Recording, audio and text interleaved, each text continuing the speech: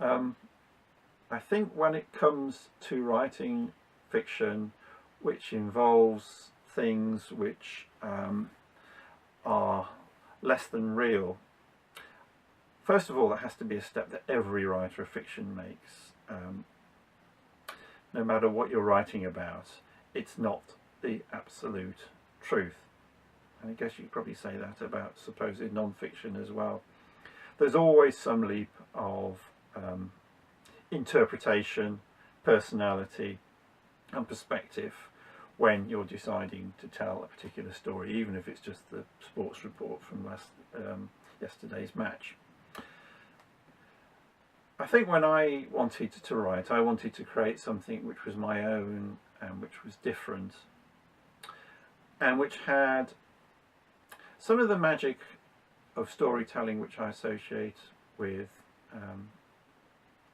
not just childhood, but with usefulness and a kind of spirituality, a feeling about the world being unique and special, and essentially unknowable and endlessly surprising.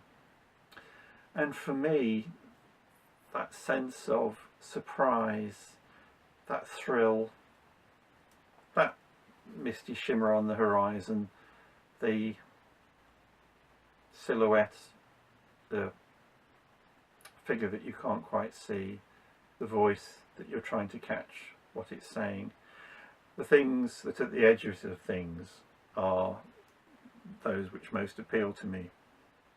So I think I was interested in that, and also tapping into what seems to me the core aspect of storytelling, which are really the things I've described. Kitchen sink dramas, if such things ever existed, are fine, and I greatly enjoy reading realistic writing. But there's always some significant part of me which wants to go beyond that, to fall down the rabbit hole, to step through the mirror and to go beyond the far side of the wardrobe. I think that's not just a childish thing, I think it's a human thing, and I think it's something we should treasure. It's part of our, going back to the word, dreams and ambitions, and I would never want to lose that. Writing gets both easier and more difficult as you go on. There's a time when you first start writing when, well, first of all, you can't write very well, so there's that. So there's a lot of technical stuff to absorb, most of it subconsciously, most of it by reading other writers and just living and wanting to do it. Once you get to a certain point of proficiency where you can actually, much the same way that a musician can have an idea of a tune, a series of notes, an arrangement in their head, and be able to produce it, so a writer, if they have the combination of the necessary ability and drive and work at it, can end up at a point where maybe if they have something in their head, they can get it down on paper in a way that seems to them and maybe to other people convincing. But those first things that you write about, I think, do tend to be quite closely linked to your own experiences. It was certainly the case with me, although I wasn't too acutely conscious of it at the time, that some of my early stories were really quite close to my own personal experience, even if they weren't necessarily obviously set in the same places or involved superficially similar events. But I want to write. That was the thing that learning to write had taught me. It's something I want to do, I want to create. And so I still found I had things I somehow, they weren't even things, I just wanted to say stuff, I just wanted to be able to do it.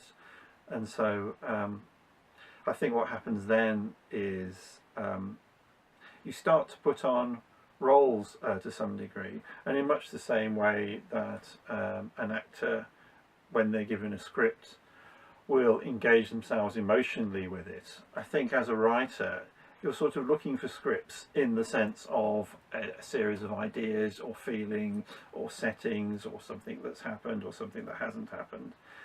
And you're really just constantly putting these things together and thinking, will that work? Will that work? And the real question of will that work is, will that engage my brain? Will that engage, more importantly, my feelings? And I think to a degree I have got better at that process. I'm more measured now.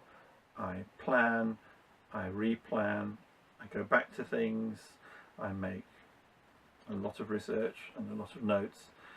But at the same time, in a way, I think you're probably always trying to reinvent the initial urge and the initial freshness of writing. So it's a contest really between naivety and experience. And funnily enough, both of those are great, but they always tend to exist in different measures as you write a particular story.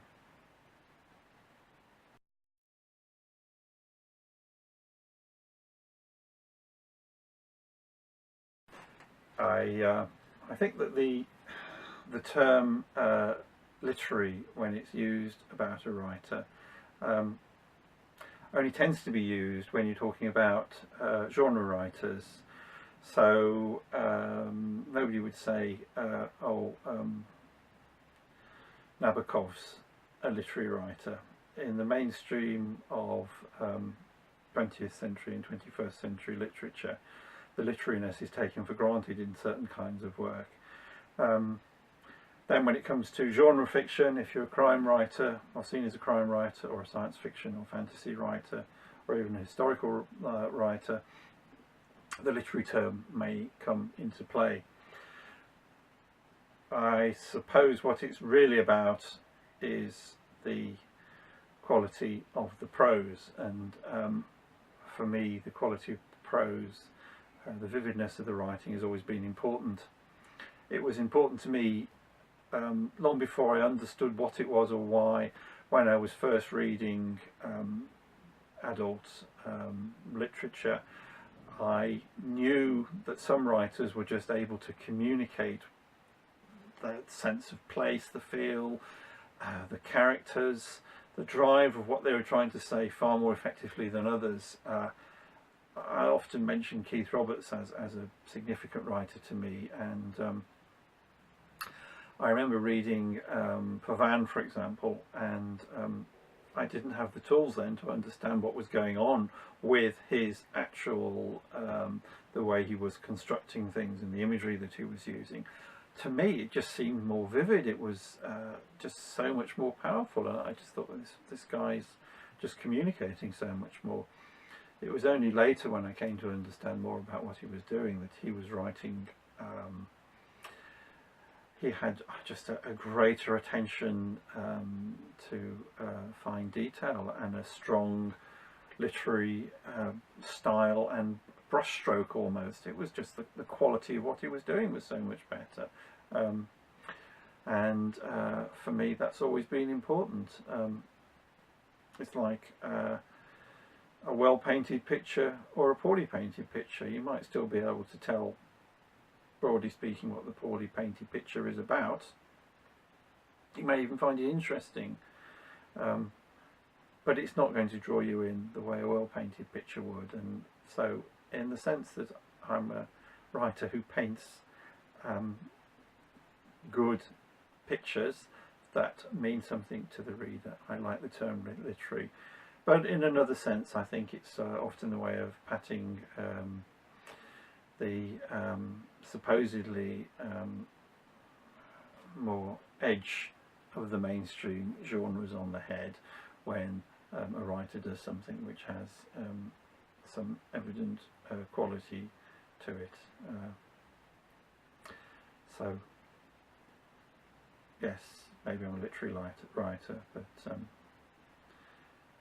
yes, maybe I'm a literary writer, but I'm not particularly sure I like being called one.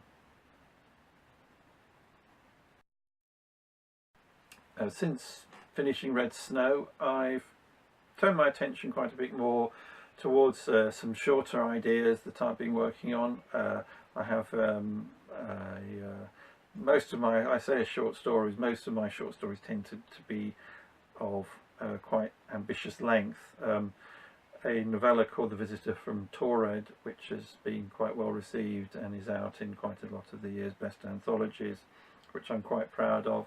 Several other works which are either in the pipeline to be published or need a little bit more touching up from me before they go out. And I'm also at work on what may turn out to be my next novel. It's set in Italy in the late 18th century, and it's about a summer in a villa in which humans and non-humans get to play major roles, and